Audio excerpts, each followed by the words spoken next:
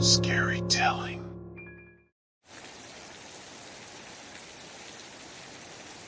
As I lay in bed, trying to drift off to sleep, I couldn't help but notice the motion sensor light outside my window. Every time it flashed on, my eyes would snap open and my heart rate would spike. At first, I tried to ignore it, thinking that it was just a simple annoyance. But as the nights went on, the light began to consume me. Its inconsistency tormented my sanity, and I found myself waiting defensively every time it flashed on. Every hushed whisper consumed, just to lay listening for the next flash of light. My thoughts raced, panicking and worrying about what could be out there. And then there was the way the light seemed to soak through my curtains like blood stuck to cloth. It was an eerie sight, and it made me feel like the light was somehow seeping into my room, invading my personal space. I tried to tell myself that I was being irrational, that the light was just a normal part of my neighbor's security system. But every time it flashed, my fear would intensify, and I found myself unable to shake the feeling that something wasn't right. As the days turned into weeks, the light began to take a toll on my mental health. I started to lose sleep, staying up all night waiting for the next flash. Even during the day, I couldn't shake the feeling that I was being watched. It was as if the light had taken on a life of its own, and I was powerless to stop it. I tried to talk to my neighbor about it, but they just brushed me off, telling me that it was nothing to worry about. But I knew better. I knew that there was something sinister about that light, something that I couldn't quite put my finger on. And as the nights went on, my fear continued to grow until it consumed me completely. As the days went on, I began to notice something else about the motion sensor light outside my window. Every time it flashed, a shadow seemed to move across it. At first, I thought it was just a trick of the light, but the shadow continued to appear night after night. The shadow was shapeless at first, just a dark spot that moved across the light. But as the nights went on, it began to take on more defined shape. It was as if there was someone standing outside my window, watching me. I tried to tell myself that it was just my imagination, that there was no one there. But the shadow was so real, so tangible, that I couldn't help but feel like I was being watched. Every time the light flashed, I would stare at the shadow, trying to make out any details. But it was always just out of focus, like a mirage that I couldn't quite grasp. As the shadow grew closer with each passing night, my fear intensified. I started to feel like I was trapped in my own room, with no escape from the light or the shadow. I stopped sleeping altogether, spending my nights staring at the window, waiting for the shadow to appear. I tried to talk to my neighbor about it again, but they just laughed at me, telling me that I was being paranoid. But I knew better.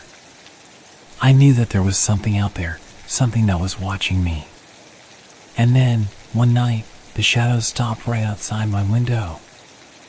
I froze, unable to move, as I watched it reach out and touch the glass. The fear was overwhelming, and I knew that I had to do something before it was too late. The night that the shadow touched my window was a turning point for me. I knew that I couldn't just sit there and wait for something to happen. I had to take action. I tried to block out the fear, but it was always there, like a weight on my chest. Every time the light flashed, I would see the shadow move closer, and I could feel it watching me. I started to feel like I was going crazy.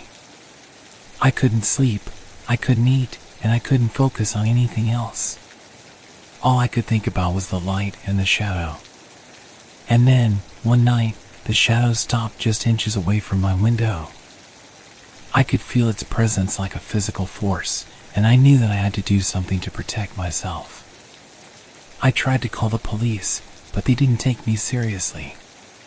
They told me that there was nothing they could do, that I was just imagining things. But I knew that I wasn't imagining things. I knew that there was something out there, and it was getting closer every night. I tried to stay up all night, keeping watch for the shadow. But my exhaustion was overwhelming, and I found myself nodding off at my desk. that's when I heard it. A tapping sound on my window, like someone was trying to get in.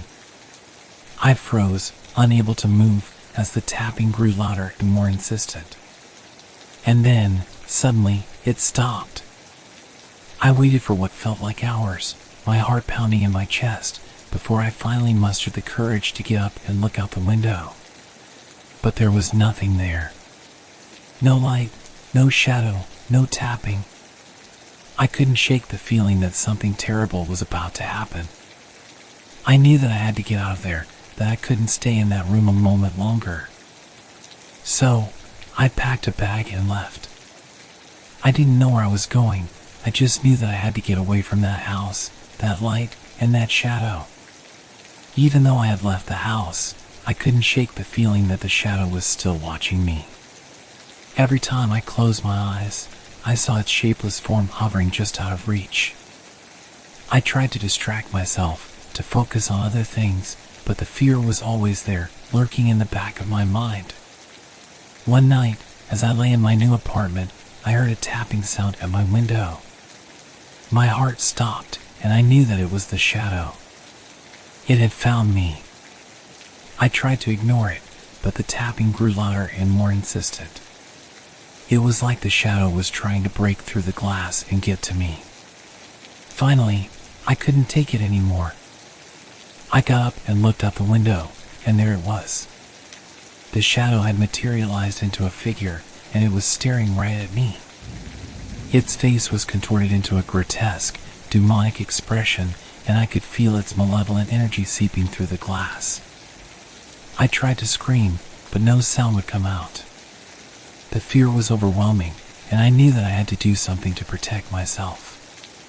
With all my strength, I managed to throw myself at the window and slam it shut just as the figure reached out to grab me. I collapsed onto the floor, my heart racing, as the figure began to laugh. The sound was so chilling that it seemed to pierce my soul. I knew then that I couldn't outrun the shadow. It was a part of me now, a part of my past that I couldn't escape. But I also knew that I couldn't let it control me. I had to face my fear head on, to confront the shadow and find a way to banish it from my life for good. So, I began to research the history of the house and the light, looking for any clues that might help me understand what was happening. And what I found was shocking.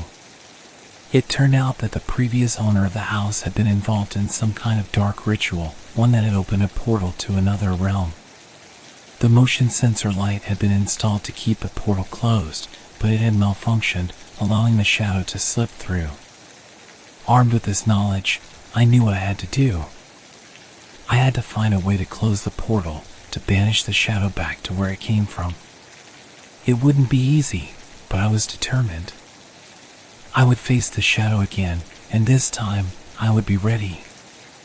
I spent the next few days researching and preparing for my final confrontation with the shadow.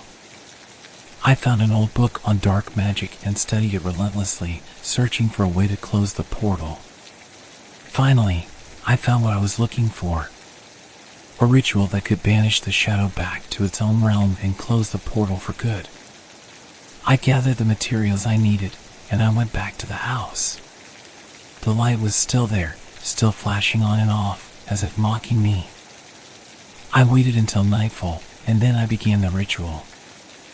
I could feel the energy building, the air around me growing thick with power. And then, suddenly, the shadow appeared. It was more solid than before, its demonic face twisted into a snarl. But I was ready for it. I chanted the incantation, and the shadow began to writhe and twist in agony. And then, with a final burst of energy, the portal closed, and the shadow was banished back to its own realm.